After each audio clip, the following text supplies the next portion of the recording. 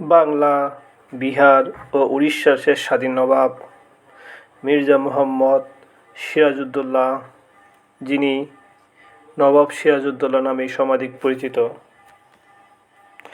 তার জীবন এবং পতন কেবল একজন শাসকেরই নিয়তি ছিল না, বরং তা ছিল সমগ্র ভারতীয় উপমহাদেশের স্বাধীনতার সূর্য অস্তমিত হওয়ার এক ট্র্যাজিক মহাকাব্য। মাত্র 23 বছরের জীবনে তিনি যে রাজনৈতিক জট, বিশ্বাসঘাতকতা এবং যুদ্ধ প্রত্যক্ষ করেছিলেন, তা ইতিহাসের পাতায় চিরকাল অক্ষয় হয়ে থাকবে। নবাব সিরাজউদ্দৌলার বিস্তারিত ও সুবিশাল জীবনের কিছু অংশ আজকে আপনাদের সামনে তুলে ধরব। 1733 সালের এপ্রিল মাসে মুর্শিদাবাদে সিরাজউদ্দৌলার জন্ম হয়। তার পিতা ছিলেন জৈনউদ্দিন আহমেদ খান এবং মাতা ছিলেন আলিবর্দী খানের কনিষ্ঠ কন্যা আমিনা বেগম। সিরাজউদ্দৌলার জন্মের ঠিক পরপরই তার মাতামহ আলিবর্দী খান বিহারের নায়েব নাজিম বা প্রাদেশিক গভর্নর হিসেবে নিয়োগ করেন।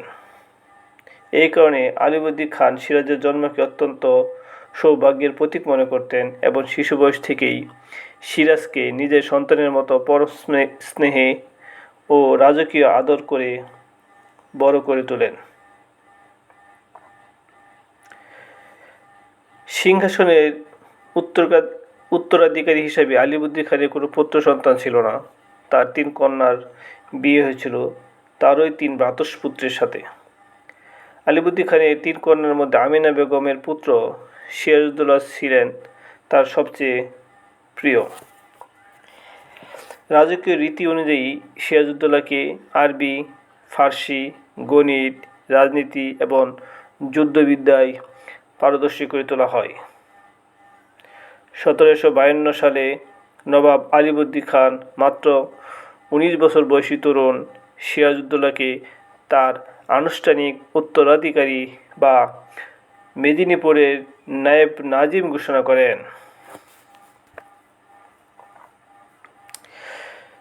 সিংহাসনে আরোহণ 1756 সালের 9 এপ্রিল নবাব আলিবর্দী খানের মৃত্যুর পর মাত্র 23 বছর বয়সে সিরাজউদ্দৌলা মনসুর-উল মুলুক সিরাজউদ্দৌলা শাহ কুলি খান বাহাদুর হযরত জং উপাধি নিয়ে বাংলার সিংহাসনে বসেন। কিন্তু তার এই সিংহাসন আরোহণ মোটেই মসৃণ ছিল না। তাকে চতুর্মুখী ষড়যন্ত্রের মুখোমুখি হতে হয়েছিল। সিরাজের বড় খালা গোষ্ঠী বেগম অত্যন্ত ক্ষমতালোভী ছিলেন। তিনি সিরাজের পরিবর্তে তার মেজ খালার ছেলে শওকত জংকে সিংহাসনে বসাতে চেয়েছিলেন। শওকত জং ছিল পূর্ণিয়ার গভর্নর এবং সিরাজের খালাতো ভাই, যিনি সিরাজের বিরুদ্ধে বিদ্রোহ ঘোষণা করেন। তবে নবাব সিরাজউদ্দৌলা অত্যন্ত সাহসিকতার সাথে পূর্ণিয়া আক্রমণ করে শওকত জংকে যুদ্ধে পরাজিত ও নিহত করেন।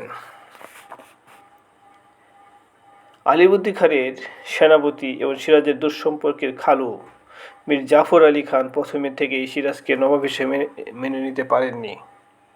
তিনি অলক্ষ্যে নবাবকে উৎখাত করার নীল নকশা বুনতে থাকেন। এর সাথে শুরু হয় ব্রিটিশ ইস্ট ইন্ডিয়া কোম্পানির বিরোধ। নবাব হিসাবে দায়িত্ব নেওয়ার পর সিরাজউদ্দৌলা লক্ষ্য করেন যে ব্রিটিশ ইস্ট ইন্ডিয়া কোম্পানি বাংলার অর্থনীতি ও সার্বভৌমত্বের জন্য হুমকি হয়ে উঠেছে। বিরোধের ক্ষেত্রগুলো কী কী ছিল? কর ফাঁকি দেওয়া, কোম্পানিকে দেওয়া বাণিজ্য সুবিধা বা দস্ত কর্মচারীরা নিজেদের ব্যক্তিগত অবৈধ ব্যবসায় ব্যবহার করছিল, যা বাংলার রাজস্বের মারাত্মক ক্ষতি করছিল। নবাবের অনুমতি ছাড়াই ব্রিটিশ কলকাতার ফোর্ট উইলিয়াম দুর্গ সংস্কার ও সামরিক শক্তি বৃদ্ধি করতে শুরু করে। নবাবের নিষেধ সত্ত্বেও তারা তাদের কাজ বন্ধ করেনি। অপরাধীদের আশ্রয় দান, নবাবের রাজস্ব ফাঁকি দেওয়া পলাতক আসামি কৃষ্ণ দাসকে ব্রিটিশরা কলকাতায় আশ্রয় দেয় এবং নবাবের দূতকে অপমান করে তাড়িয়ে দেয়, যার ফলশ্রুতিতে নবাবকে কলকাতা অভিযান পরিচালনা করতে হয়। ব্রিটিশদের এসব উদ্যোক্তার জবাব দিতে 1756 সালের জুন মাসে নবাব সিরাজউদ্দৌলা বিশাল সেনাবাহিনী নিয়ে কলকাতা আক্রমণ করেন। নবাব সহজেই ফোর্ট উইলিয়াম দুর্গ দখল করেন এবং নবাব কলকাতার নাম পরিবর্তন করে তার দাদুর নাম অনুসারে নাম রাখেন আলীনগর। ব্রিটিশ ঐতিহাসিক জেড হলওয়েল প্রচার করেন যে নবাব ফোর্ট উইলিয়ামের একটি ছোট কক্ষে 146 জন ইংরেজকে বন্দী করে রাখেন এবং দম আটকে 123 জন মারা যায়।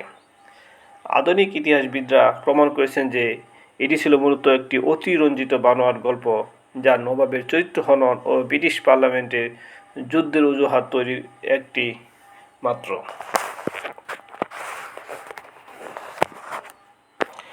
কলকাতা পতনের খবরে মাদ্রাজ থেকে ব্রিটিশরা ক্ষিপ্ত হয়ে ওঠে।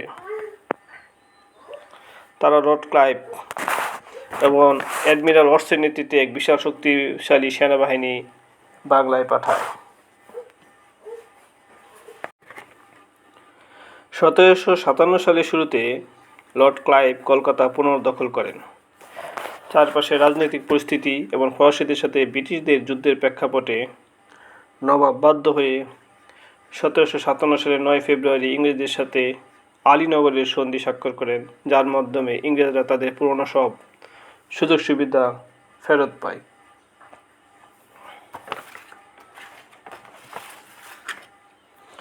লর্ড ক্লাইভ জানতেন সিরাজউদ্দৌলাকে সিংহাসন থেকে না সরালে বাংলায় ব্রিটিশ রাজত্ব কায়েম করা সম্ভব নয়, তাই তিনি নবাবের ভেতরের শত্রুদের সাথে হাত মেলান। মীর জাফর, জগৎ শেঠ, রায়দুল্লভ, উমিচাঁদ এবং ইয়ার লতিফ খানের সাথে ক্লাইভের গোপন চুক্তি হয় যে নবাবকে সরিয়ে মীর জাফরকে বাংলার পুতুল নবাব বানানো হবে। 23 জুন 1757 সাল, পলাশীর প্রান্তর। নদিয়ার ভাগীরথী নদীর তীরে পলাশীর আম্রকাননে নবাবের 50,000 সৈন্য মুখোমুখি হয় ক্লাইভের মাত্র 3,000 সৈন্য। যুদ্ধের শুরুতেই নবাবের বিশ্বস্ত সেনাপতি মীর মদন এবং মোহনলাল বীর বিক্রমে লড়াই করে ইংরেজদের কোণঠাসা করে ফেলেন, কিন্তু হঠাৎই কামানের গোলার আঘাতে মীর মদন শহীদ হন। তখনই মীর জাফর কুৎসিত এক চাল চালেন। মীর মদনের মৃত্যুর পর নবাব ঘাবড়ে যান এবং মীর জাফরের কাছে সাহায্য চান। মীর জাফর নবাবকে কোরআন স্পর্শ করে দেওয়া শপথের কথা বলে যুদ্ধ স্থগিত রাখার পরামর্শ দেন। মীর জাফরের নির্দেশে নবাবের মূল বাহিনী যখন তাঁবুতে ফিরে যাচ্ছিল, ঠিক তখনই ক্লাইভের সেনাবাহিনী পেছন থেকে আকস্মিক আক্রমণ চালায়। মীর জাফর, রায়দুল্লভরা তাদের বিশাল বাহিনী নিয়ে পুতুলের মতো দাঁড়িয়ে রইলেন। ফলস্বরূপ নবাবের পরাজয় নিশ্চিত হয়। যুদ্ধক্ষেত্র থেকে পরাজয়ের পর নবাব সিরাজউদ্দৌলা মুর্শিদাবাদ ফিরে আসেন, কিন্তু সেখানে পরিস্থিতি অনুকূল না থাকায় তার স্ত্রী লুৎফুন্নেসা বেগম এবং কন্যা উম্মে জোহরাকে নিয়ে নৌপথে পাটনার উদ্দেশ্যে রওনা হন এবং সেখানে ফরাসি সেনাপতির সাথে যোগ দেওয়ার পরিকল্পনা ছিল তার। কিন্তু পথে মধ্যে রাজমহলের কাছে শাহদানা নামে এক ফকিরের কাছে তিনি ধরা পড়েন,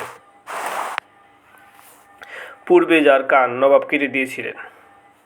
মীর জাফরের পুত্র মিরনের নির্দেশে নবাবকে বন্দী করে মুর্শিদাবাদে আনা হয়।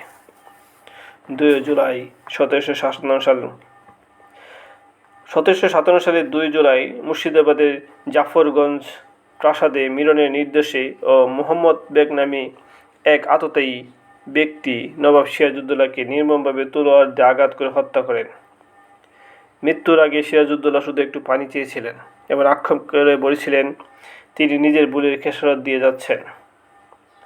পরদিন তার ক্ষতবিক্ষত মরদেহ হাতির পিঠে চড়িয়ে পুরো মুর্শিদাবাদ শহর ঘোরানো হয়, যাতে জনগণ বুঝতে পারে যে স্বাধীনতা সূর্যের পতন ঘটেছে। পরবর্তীতে তাকে খুশবাগে তার দাদু আলিবর্দী খানের কবরের পাশে সমাহিত করা হয়। নবাব সিরাজউদ্দৌলা কোনো দেবদূত ছিলেন না। তরুণ বয়সের কিছু ভুল সিদ্ধান্ত, অতিরিক্ত আবেগ এবং শত্রুর চক্রান্ত ধরতে না পারা ছিল তার রাজনৈতিক ব্যর্থতা। কিন্তু তিনি কখনো নিজের মাতৃভূমিকে বিদেশি বণিকদের হাতে তুলে দিতে চাননি।